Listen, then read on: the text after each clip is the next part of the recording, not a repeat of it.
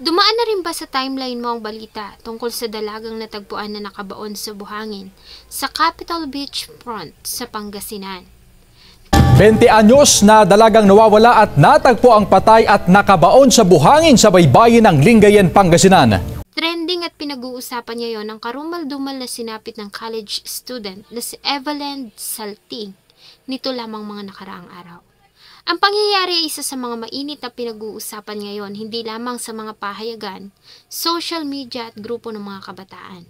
Sino ba naman kasi ang hindi maaawa at manghihinayang sa isang maganda at matalinong bata na namatay lang sa karumal-dumal na paraan? Samahan niyo po akong alamin kung ano na nga ba ang update sa kaso ng pagkamatay ni Evelyn Salting. Bago ko po ipagpatuloy ang ating kwento, sa mga bago po sa channel ko at nais sa mga ganitong klase ng kwento ng krimen na nangyayari sa loob at labas ng ating bansa ay maaari pong pakipindot ang ating subscribe button at notification bell para ma-notify kayo pag may mga bago tayong upload na videos. Sa unang tingin, kahit na sino ay mapapahanga sa maganda niyang mukha, simple, may magandang pangangatawan, morena at makinis na balat. Isang kagandahan ng isang Filipina. Ang dalagang ito ay si Evelyn Salting o mas kilala sa tawag na Evang, lalo na sa mga taong malalapit sa kanya.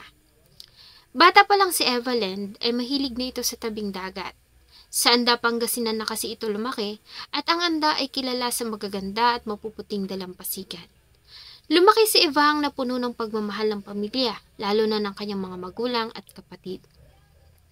Palakaibigan din si Evelyn, ayon sa matatalik niyang kaibigan kahit saan ito makasalubong ni Numan ay palagi itong humingiti bilang daan niya sa pagbati ng hello o kumusta. Masipag ding mag-aral at aktibo sa mga gawain sa school si Evelyn. Mula pagkabata hanggang sa magdalaga ito ay hindi nito binigyan ng problema ang mga magulang at mga kapatid. Simple lamang si Evelyn, bihira mo itong makikitang may makapal na kolorete sa mukha kahit pa nga may mga okasyon. Mas gusto nito ang simpleng itsura at nakatali ang maitim, mahaba at maalon nitong buhok. Kaya naman maraming kalalakihan na nagkagusto dito. Subalit sa lahat ng ito ay isa lang ang nakabihag ng kanyang puso, ang 20 years old na si Reynald Caracas. Tulad ni Evelyn ay nag-aaral din ng binata sa Pangasinan State University at kumukuha ng Bachelor sa Industrial Technology major in Electrical. Si Evelyn at Reynald ay kapwa nagtapos sa Anda National High School. Nang makapagtapos ng high school ay nag-enroll si Evelyn sa Pangasinan State University at kumuha ng kursong Business Administration. Mula sa kanilang lugar sa Anda ay magta-travel ka pa ng 74 kilometers bago makarating sa Lingayen. Kaya naman ang mga mag-aaral sa lugar ay nangungupahan sa Lingayen at umuuwi lamang pag weekend. Ngayong taon ay nasa 3 taon na ni Evelyn sa kolehiyo. 1 taon na lamang at magtatapos na sana ito, subalit isang pangyayari ang pumutol sa mga pangarap ng dalaga. Kilala ang Capitol Beach Front ng Lingayen, Pangasinan. Matatagpuan ang lugar sa harapan ng provincial capital ng Pangasinan. Bagamat hindi maputi ang kulay green tong pinong buhangin, ay maraming tao ang nagpupunta sa lugar para maglakad-lakad at lumanghap ng sariwang hangin. Ang lugar na ito ang nagsisilbing pasyalan at tambayan ng mga kabataan, lalo na ng mga mag-aaral sa Lingayen. Noong September 24, 2024, ay bandang alas 6:30 ng gabi, ay nakatanggap ng tawag ang kapulisan ng Lingayen dahil sa isang di pa kilalang biktima ang natagpuan na nakabaon ng kalahati ng kanyang katawan sa buhanginan sa baybayin ng Capitol Beach Front. Agad naman silang tumugon sa tawag. Kasama ang Soko ay nagpunta sila sa lugar. Dinatnan nila doon ang kalunos-lunos na kalagayan ng biktima. Nakabaon ang kalahating bahagi ng katawan nito sa buhangin. Natagpuan ang katawan ng pamilya Ramos. Ayon sa mga ito, ay naglalakad sila sa lugar ng madaanan nila ang biktima. Bagamat may mga street lights sa beach, ay may mga area na malayo sa kalsada at malapit na sa dalampasigan ang hindi na inaabot ng liwanag nito at madilim na pag sumapit ang gabi. Ang biktima ay agad namang kinilalang ang 20 years old na si Evelyn Salting. Una na itong nireport ng pamilya na nawawala matapos na hindi umuwi sa apartment at hindi rin ito pumasok sa school. mula nang umalis noong September 23 ng gabi. Nag-alala din ang kanyang pamilya dahil sa hindi ito makontak at hindi na nagre-reply sa mga messages. Hindi ugali ni Evelyn ang pag-alis ng hindi nagsasabi kung saan ito pupunta. Hindi rin ito ugali ang matulog sa ibang bahay. Kung may pupuntahan man ay sinisiguro nito na bago sumapit ang alas 10 ng gabi ay nakabalik na ito sa tinutuluyan. Kaya naman nanawagan ang kanyang pamilya sa social media kung sino ang maaaring nakakita sa kanya. Sa panawagan ay nakalagay na huli itong nakita na nakasuot ng sky blue na jacket at blue na jogging pants. Ang damit niyang ito rin ang nakitang suot ng biktima nang matagpuan ang wala ng buhay niyang katawan. Agad na prinoseso ng SOCO ang crime scene. Napansin nila na maliban sa mga mantsa ng dugo ay basa ang damit ng biktima, marahil ay dahil sa ulan at sa paghampas ng alon. May sugat din ito sa kanyang ulo, kaya naman maliwanag na ito ay kaso ng pagpatay. Agad na nagsagawa ng task force conference ang kapulisan. May mga na-assign para sa pagkalap ng mga CCTV footages. May na-assign para sa pagkuha ng statement sa ilang mga kakilala, kaibigan at pamilya ng biktima. May na-assign din para sa pag-iimbestiga sa kanyang background at maging sa paghahanap ng mga possible witnesses na nasa paligid ng beach noong nagdaang gabi nang mangyari ang pamamaslang. Dahil nga sikat na tambayan at pasyalan ng kahabaan ng dalampasigan na iyon ng Lingayen, ay marami rin ang vendor sa lugar lalo na paghapon at gabi kung kailan malimit magtungo doon ng mga tao dahil sa makulimlim na at nagtatago na ang mainit at galit na araw. Base sa kanilang ginawang investigation ayon sa may-ari ng apartment na inuupahan ni Evelyn, ay malimit itong sunduin doon ng kanyang nobyo sa gabi. Subalit bumabalik din naman bago ang curfew ng alas 10. Maliban na lamang ng huling umalis ito noong September 23 at hindi na nga ito umuwi sa inuupahan hanggang sa matagpuan na lamang ang wala ng buhay nitong katawan. Sa kuha ng CCTV sa lugar ay nakitang lumabas si Evelyn ng apartment. Nakita din itong pumasok sa isang convenience store kasama ng kanyang nobyo na si Reynald Caracas. Sa huling kuha ng CCTV, bandang alas 8:17 na ng gabi, nang huli itong makitang naglalakad patungo sa lugar kung saan natagpuan ang wala ng buhay nitong katawan. Bilang bahagi ng investigasyon ay inimbitahan nila sa tanggapan ng pulis ang ilan sa mga taong malalapit kay Evelyn para kunan ng statement. May iba naman na kusang loob na nagtungo doon para magbigay ng statement, kabilang na dito ang nobyo ni Evelyn, si Reynald Caracas. Maliban sa kanila, isa pang testigo ang dumulog sa tanggapan. Dala-dala ang mga impormasyon na magbibigay linaw sa nangyari kay Evelyn Celting.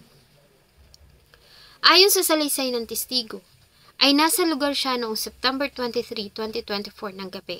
Nagtitinda siya sa lugar at isa si Evelyn sa kanyang mga naging customer. Bumili ito sa kanya ng isang bote ng tubig. Makalipas ang ilang minuto ay nagdesisyon siya na mag-ikot-ikot sandali habang wala pang mga customer at sa kanyang paglalakad ay muli niyang nakita ang dalaga. Napansin niya na may kausap itong binata at may pinagtatalunan ng dalawa. Sa pag-aakala na normal lamang ang pag-aaway ng magkasintaan, ay muli na siyang bumalik sa kanyang ginagawa. Nang lumalim na ang gabi ay muli siyang nag-ikot-ikot sa tabing dagat at muling nagawi sa kinaroroonan ng magkasintahan.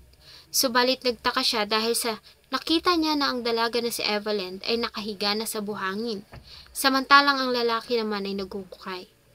Hindi niya alam na wala ng buhay ang dalaga, nagulat na lamang siya na mabalitaang may natagpo ang katawan na nakabaon sa tabi ng dalampasigan, kaya siya nagtungo sa station para magbigay ng salaysay.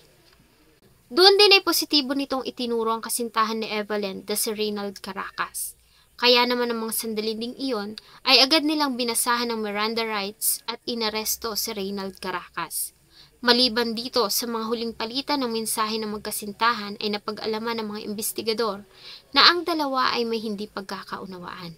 Base sa resulta ng autopsy sa katawan ni Evelyn, namatay ito sanhi ng tinamong sugat sa kanyang ulo, traumatic injury to the head, at may mga nakita ding punit o laceration sa maselang bahagi ng kanyang pagkababae. Sa mga nakalap na ebidensya at statement ng ilang mga witnesses, ay opisyal na ang sinampahan ng kasong panggagahasa at pagpatay si Reynald Caracas. Bagamat ayon sa mga pulis ay patuloy pa rin silang magsasagawa ng mga follow-up investigations na makakatulong sa kaso. Ganun pa man, ang kaso ay kinukonsider na nilang solved. Kung may mga impormasyon at karagdagang suspect pa silang mahuhuli, ay agad naman nila umanong ipapaalam sa publiko. Ang pangyayari ay mariin namang pinabulaanan ng mga kaanak at pamilya ng primary suspect na si Reynald Caracas.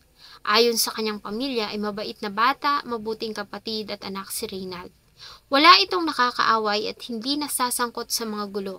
Kaya naman hindi sila naniniwala na may kinalaman nito sa pangyayari. Maliban dito ayon sa kanila ay maliit at payat ang pangangatawan nito. Kaya imposible na mapatay nito ang biktima. Gayunpaman sa kasalukuyan, si Reynald Caracas ay nasa kustodiya na ng mga otoridad at naghihintay ng paglilitis. Hanggat hindi napapatunayang nagkasala at walang inilalabas na hatol ang hukuman, si Reynald Caracas ay mananatiling inosente. Ang pangyayari ay mabilis na kumalat at naging laman ng mga usap-usapan na naging dahilan, kaya naman ay nagkaroon ng sari-saring opinyon at espekulasyon ng mga tao. May iba pa na isinisi ang pangyayari sa gobyerno dahil umano sa kakulangan sa seguridad at mga streetlights sa lugar. Bagamat ayon sa inilabas na pahayag ni Governor Gico III, ang lugar ay may sapat na security personnel na nag-iikot. May mga streetlights din sa lugar bagamat hindi nito lubos na naaabot ang mga lugar, lalo na yung mga malalapit na sa dalampasigan. Ayon kay Governor Gico, bilang pagtugon sa hinaing ng mga tao, ay magdadagdag sila ng mga streetlights at CCTV camera sa lugar. Sinabi din nila sa publiko na ang pangyayari ay isolated na kaso at ligtas ang kanilang lugar mula sa masasamang tao. Ayon sa kanya, ang kaso ay kinukonsider nilang crime of passion, kaya naman wala umanong dapat na ikabahala ang mga tao, lalo na ang mga turista na bumibisita sa lugar. Sa kasalukuyan ng katawan ni Evelyn ay iniuwi na sa kanilang lugar sa Sablig, Anda, Pangasinan. Siya ay ihahatid sa kanyang huling himlayan sa Torre Cemetery ng ganap na alas 8 ng umaga sa October 2, 2024. Mariin namang kinundina ng pamunuan ng Pangasinan State University ang pangyayari. Hanggang ngayon ay walang ibang nais sa mga taong nagmamahal sa kanya kundi makamit ang hustisya. Sa inyong palagay, may kinalaman nga kaya ang nobyo ni Evelyn sa nangyari sa kanya? Tuluyan na nga kayang nakuha ng kawawang dalaga ang hustisya. Sana po ay nagustuhan nyo ang isa na namang kwento na akin pong ibinahagi. Marami pong salamat sa inyong patuloy na pagtangkilik sa akin pong mga videos. Huwag nyo pong kalimutang mag-iwan ng inyong saloobin at suggestion sa atin pong comment section. Thank you so much po and see you in my next video.